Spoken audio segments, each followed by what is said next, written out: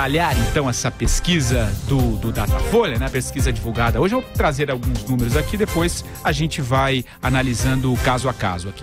Então essa pesquisa divulgada hoje, né, mostra que mesmo condenado em segunda instância, o ex-presidente Lula manteve os índices de intenção de voto na corrida deste ano. O petista lidera os 5 cenários em que é incluído, com 34% a 37% da preferência do eleitorado. Mesma faixa do levantamento de dezembro. O deputado Jair Bolsonaro vem em segundo com 15% a 18% das intenções de voto. No mês passado, o parlamentar tinha entre 17% e 18%. A pesquisa foi feita nesta segunda-feira, portanto, o TRF4 já tinha julgado Lula.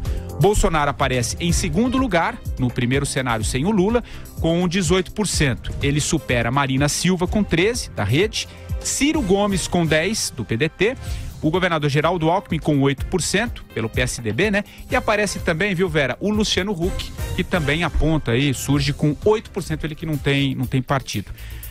Bom, a gente vai falar muito da pesquisa, mas num primeiro momento, que análise você faz, qual a leitura que você faz desses números divulgados hoje, Vera? Eu achei a montagem dos cenários pelo Datafolha bastante falha, Patrick. Por quê? Confuso também. Confusa, os cenários são confusos. Eu não consigo olhar entre esses vários e vários cenários que eles apresentam, um que seja o mais factível hoje, que é um cenário que tivesse Geraldo Alckmin como candidato sem outro candidato no mesmo campo.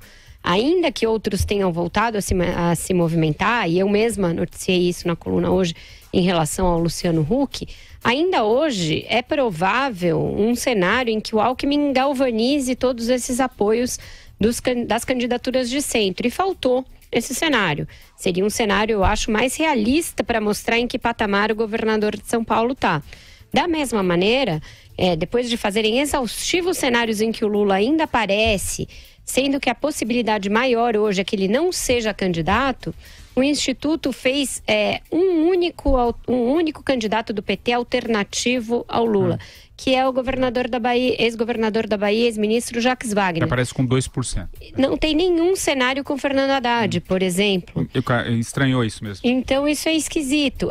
Tem muita coisa estranha e tem também, além daquelas perguntas que a gente discutiu ontem, a pergunta concernente ao Jair Bolsonaro, que tem ali problemas e induz realmente a que a pessoa entenda uma coisa diferente do que é, ou seja, que ele tem uma denúncia do Ministério Público atualmente instaurada para verificar a sua evolução patrimonial quando não tem. A pergunta do Lula é muito capciosa. O professor Vila ressaltou isso hoje de manhã. Você tem ali as possibilidades, Lula sabia e não fez nada porque não pôde, Lula sabia e não fez nada porque não quis, ou Lula não sabia. Mas não tem a possibilidade que foi levada em conta pelo TRF4 na sentença, que é Lula não só sabia, como comandou e se beneficiou do esquema. Então, eu achei a pesquisa muito falha nessa montagem do relatório, do questionário. E aí ela leva efetivamente a resultados que você não sabe como analisar direito a partir disso. A gente pode até falar desses cenários depois. Eu acho que o Alckmin, neste momento, para ele não é boa a pesquisa. Não é boa porque o pega no momento de montagem do seu palanque, no momento de definição das suas alianças, e mostra ele mais ou menos empacado num patamar abaixo de 10%. Isso, para você se mostrar um candidato competitivo, é difícil. Não tem nenhum problema para o resultado final da eleição. A gente já viu muitas vezes em que candidatos que partiram de um patamar mais baixo que esse se elegeram. Mas para esse momento de montagem dos palanques, isso diz alguma coisa, isso pode complicar alguma negociação. Ô Andreas, e você, qual que é a tua leitura, um conceito mais geral da pesquisa? Depois eu sei que, como a Vera disse, eu também concordo, é uma pesquisa muito falha, mas de qualquer maneira a gente ainda vai tentar passar por alguns números, ver o que dá para tirar dessa pesquisa, já olhando para 2018. Mas acho que é importante primeiro uma análise sua sobre esse levantamento. Vai lá. Patrick Santos, posso ser bastante direto, claro, mais direto do que eu sou habitualmente?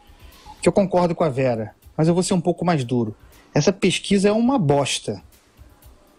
Sinceramente, o conjunto dela é vergonhoso. Vou repetir, é uma bosta. Lembra o bostômetro criado pelo Marcelo Madureira. O único cenário que se aproxima da realidade é o primeiro, aquele em que não há o Luciano Huck, em que lá estão os candidatos óbvios, aqueles que estão relativamente consolidados. Se é que a gente pode chamar o Lula de candidato consolidado, mas vá lá. Lula, Jair Bolsonaro, Geraldo Alckmin e Ciro Gomes. Apesar do Joaquim Barbosa nesse cenário, no primeiro, não está o Luciano Huck. Mas aí o que faz o Datafolha? Tira Marina Silva.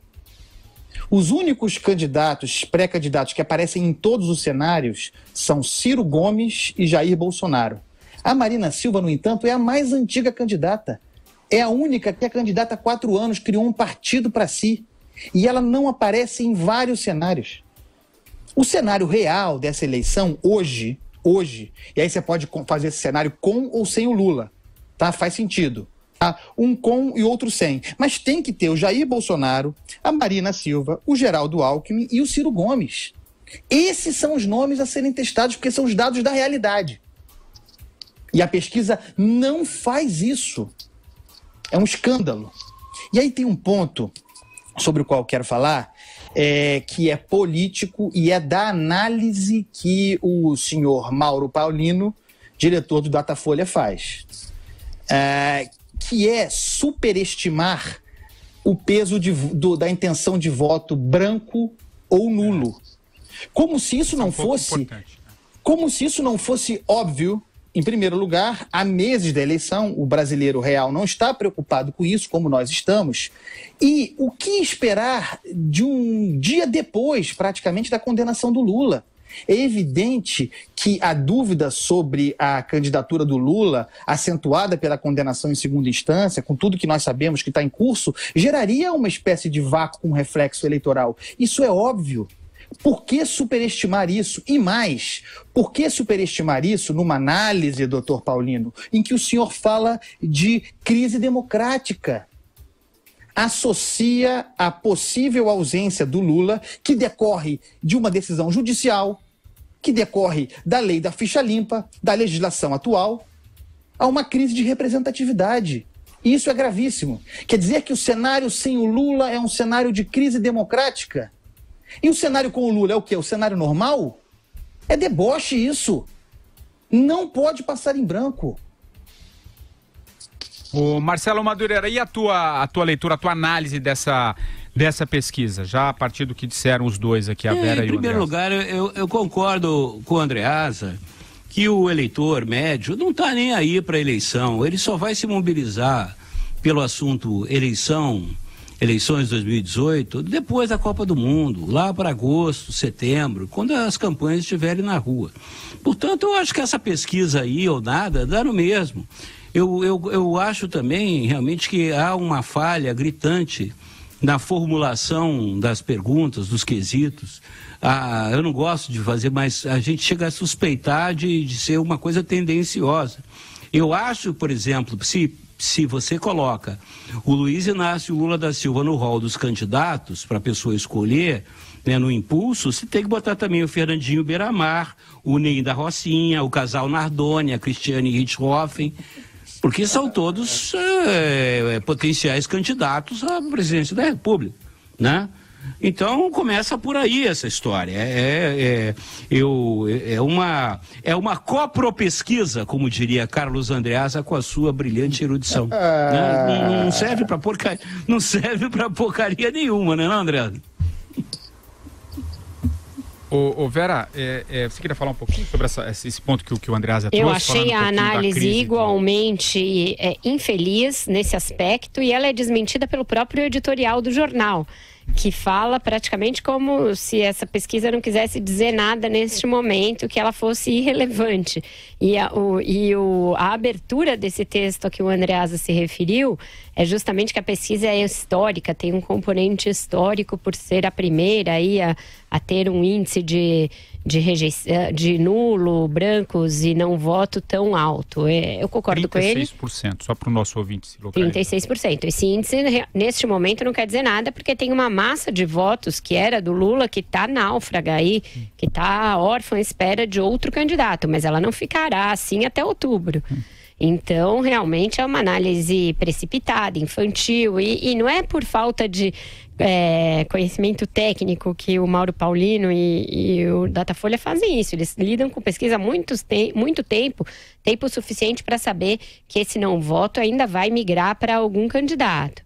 E daí a gente chega neste ponto, quer dizer, você praticamente está escrevendo no jornal uma análise da pesquisa que você comandou, dizendo que a eleição sem Lula é golpe, como o que vem brandindo aí os petistas e gritando nas redes sociais. Isso não é razoável, não é aceitável.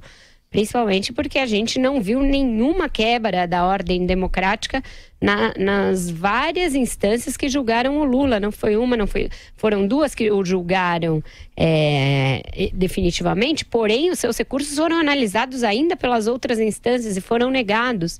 Então, aceitar isso é aceitar um discurso que não é condizente com da vigência do Estado jurídico, Estado democrático, que a gente está em plena vigência, em pleno vigor desse Estado.